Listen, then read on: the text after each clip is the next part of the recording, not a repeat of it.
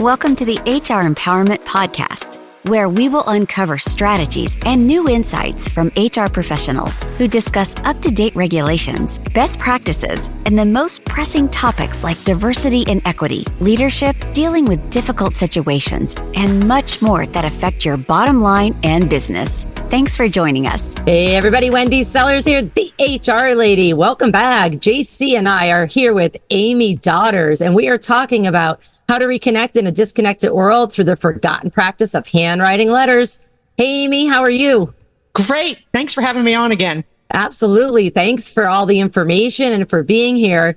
When we were looking over your website, getting ready for this podcast, there is something about a hilarious book about time travel. You want to tell us about that? Right. My first book, and it's an idea I had knocking around my head for a long time. But basically, I thought, wouldn't it be hilarious if I wrote myself back to my childhood? And basically, the premise is I get on an airplane. I lived in Ohio at the time, going back to Houston, Texas, and I magically got sent back to 1978 on this plane.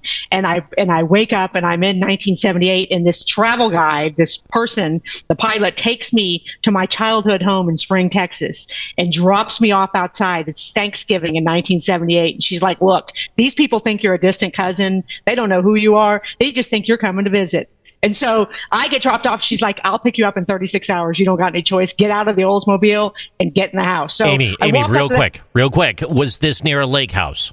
Just curious. No, it wasn't near a lake house. Okay. Go ahead. Sorry about that. But there's still rewrites. But no, I'm kidding. So I get out, I go in the house, and my mom and dad are there. They're the same age as I am in the book. And then my siblings and my 10-year-old bowl cut freaky self is there. And I have to deal with these people for 36 hour at Thanksgiving. So what I thought I was going to do was write this hilarious time travel book with, like, everyone's wearing Sears catalog clothes, everybody's smoking cigarettes, there's no hand sanitizer, nobody's staying hydrated, everybody's drinking full beer and cocktails. And, but what I didn't realize, if any of us were going to write that book and write ourselves back to our own childhood, oh my gosh, feelings.com, and so I wrote a catharsis and didn't mean to. And I've had so many people ask me, oh, you must have talked to your therapist and you were going to write this story as a healing process. Like, oh my God, I had the Sears catalog out and I was watching a Bonanza commercial. I mean, I wasn't trying to do anything. But the book is, I'm proud of it because the book is hilarious. It really is funny. But it also is a super meaningful, relatable book. And I think even if you're not into the time period, it's relatable. But especially if you grew up in the 70s and the 80s, it's absolutely funny and nostalgic. And like I said, slightly meaningful. Slightly meaningful. I love it. And for our listeners, that book is You Cannot Mess This Up, a true story that never happened. Right. And then her other book is Dear Dana. So please check that out. Let's jump back into, what we're talking about is helping people connect with their team through handwriting. So any final pieces of advice that you have for our listeners who are mainly HR professionals and managers?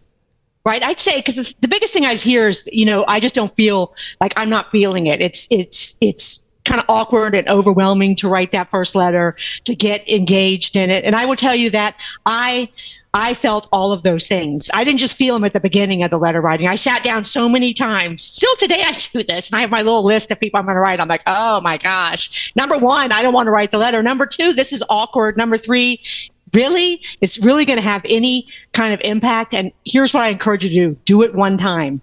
Do it twice. Do it on your own terms. Do it and write 3 sentences and then see what happens next. Just do it once and see what happens next. And it will improve your lives, and it'll improve you personally in ways you can't understand. And I say that not because there's anything for me to gain in knowing the strangers that will write letters. Hopefully one person's encouraged to do this after they hear y'all's episode, but because I just feel like it has such I'm so bought into the change it can bring that I 100% guarantee you something good will come out of it.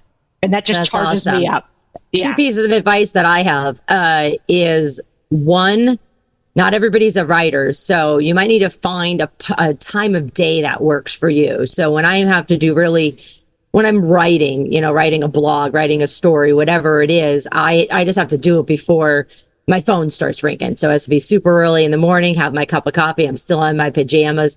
Okay, my phone and my anxiety is not up yet. So listeners, find the time of day or maybe even the day of the week that works for you. And number 2, and this one is actually very serious, is please do not give your employees bad news only in handwriting. Like, you need to have the face-to-face, even Zoom to Zoom conversation. So that's all the way from, hey, things aren't going well at this job to, unfortunately, we need to remove you from the organization.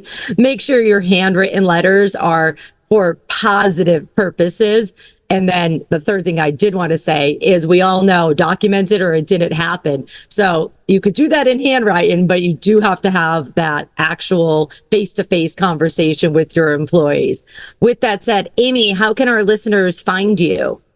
Well, my website is amydaughters.com, and that's got all kinds of useful and useless information, including all my contact information. I'd love to hear from people. If you have questions, ideas, inspirations, I'd love to have a conversation about that. And you can contact me, any way you can. I'd love to hear from anyone who wanted to reach out to me.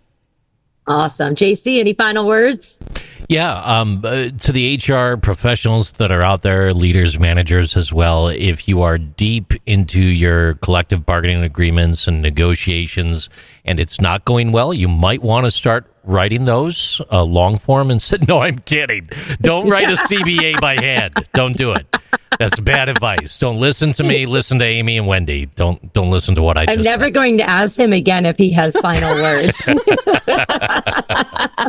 With that said, thanks everybody for listening to episode 5 of our 5-part series on how to reconnect in a disconnected world through the forgotten practice of handwriting letters and through hilarious stories that Amy has been sharing. Thanks for joining us. We hope this information has been helpful, and take care. Thank you for joining the HR Empowerment Podcast, brought to you by Aurora Training Advantage. We hope you've gained new insight and strategies to navigate the HR profession. We look forward to you joining us again on the HR Empowerment Podcast.